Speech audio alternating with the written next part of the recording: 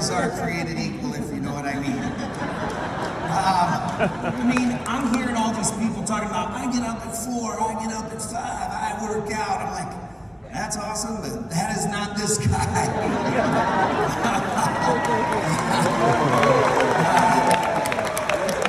But I'll tell you, it comes with a price, because I do use my phone for the super important stuff, something I know I got to get done that day. I'll put a task in my phone, I'll put a little reminder in, and then, when it's 5, 6 o'clock and everybody's like, well, I turned my phone off and, that's my me time. I'm sometimes working 7, 9, 11, and that's a trade-off for me because, I can screw around in the morning or recover or whatever, and I can keep working to get the job done. And those are great answers, and I know both of you have some corporate backgrounds, but you both have different strategies on how you do it. I know you said you were kind of anti-corporate. Yeah. What are some of the things, and Greg, I'll start with you on this one, and I know you've got a great team out there. What are some of the things you delegate? So for me, I've got Janet, who's my transaction coordinator. Love you, Janet! We get a lot of leads that come in, a lot of internet leads, and we subscribe to a lot of stuff. But I was trying to field all those calls. I was trying to, set the hook and then maybe hand the pole off to one of my agents. But you guys know sometimes those calls come in like when you're in the middle of an appointment or, you're just not able to answer your phone. And so I trained Janet, who now she's my inside sales associate, and I bonus her $100 extra when she answers the call, and she can talk to the client, and then she can hand it off to the person that she thinks would be the best fit personality-wise, and it's helped us tremendously. That's awesome, Greg. That's great. I think that's a great question, though, the delegation. And you have a team yourself, Stacy. Talk a little bit about how you go about delegation. Well, social media for sure. I have Nicole Harkey. She's my social media extraordinaire, and she also takes files from accepted offer to just before closing. So anything to do with the lending, the title side, just to make sure. Our tagline is, we exist to make your life easier. So if she can be involved and just take that stressor off those buyers or those sellers, that's why she's there. And then I have somebody who does all of my market research. So I kind of look at where does my time get sucked up the most and who can take that on for me so I can do the fun things. I love that, Stacy. And when you talk about time getting sucked up the most, what are some of the activities that give you the highest return on your time?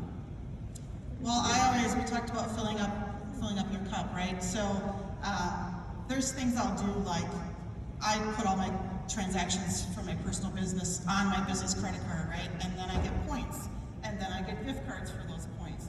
And then I take a Century 21 note card from Express Docs, and I say, it's Random Acts of Kindness Day. Just kidding, it's not. That was February 17th. But today's your lucky day. I was just thinking of you, and then I put a gift card in there. And I've gotten people taking snapshots saying, we needed a date night so bad. Thank you for thinking of us. It's just this random stuff to say, hey, I'm thinking about you. You're important to me. You're not doing business with me right now. You're probably a past client, but I really appreciate you. Oh, that's awesome. I love it. And Greg, to you, what are some of the things that you do that give you the highest return? So we do 5 client parties every year. Started with one. We did a cookies and punch with Santa, and then it's kind of grown into, we do a summer party where we have a bunch of games for the kids to compete in. And we'll do putt-putt and pizza. We'll rent out a movie theater. We'll have a night at the winery. And, we started out with one, and if you guys are like, well, Greg, I can't fill that many people, talk to your team leader. Do it together as a team, or if you're not on a team, do it together, in your office. You guys can all chip in and do a really low economical party.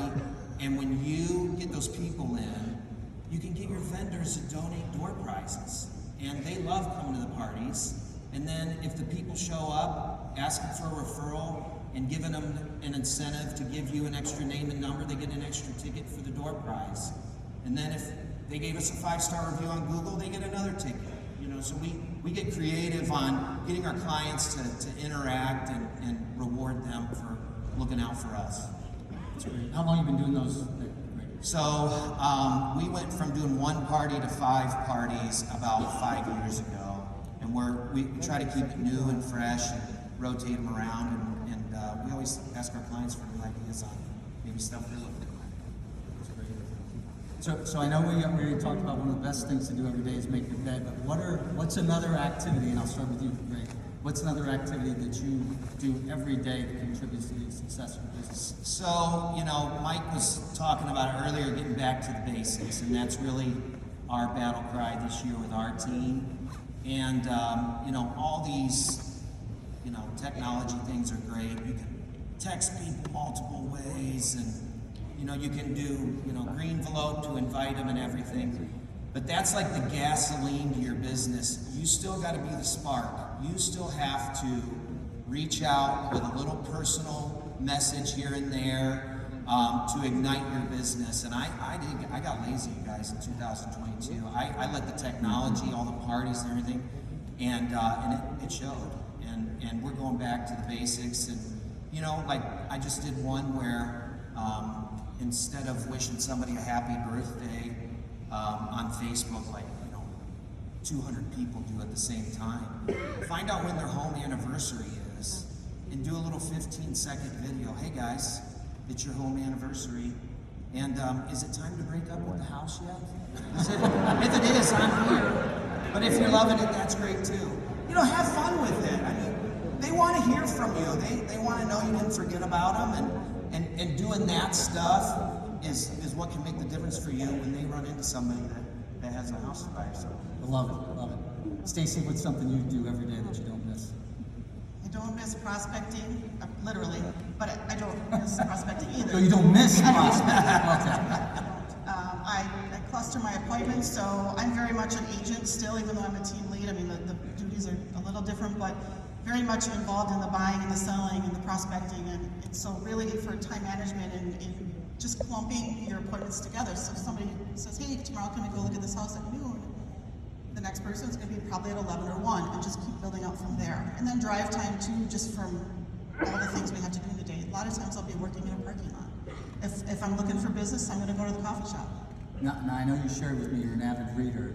Talk about your reading habits. Well, I usually make it a habit to read at least 10 pages of a book per day. If you haven't read A Slight Edge, there's Leadership Rules for Disruptive Times. That's really good. But yeah, just see me. The leadership one for disruptive times is phenomenal. It's Zig Ziglar's son, I believe, who wrote that. Okay, wonderful. And Greg, I know you shared with me as far as you really love to leverage open houses, and there's some cool ways you're using, I think, technology, Moxie. Would you like to share? Yeah, so, for those of you that don't know about Moxie's brochure program, it's pretty slick. You don't have to do anything. You just put your listing live, you go log in there, and they have automatically created, without you doing a thing, all these really cool, postcards and brochures and social media shout-outs are all done for you. So I'm training my agents to be the master of your open house. You want to have a color brochure now that we're doing open house again, right? Isn't that great?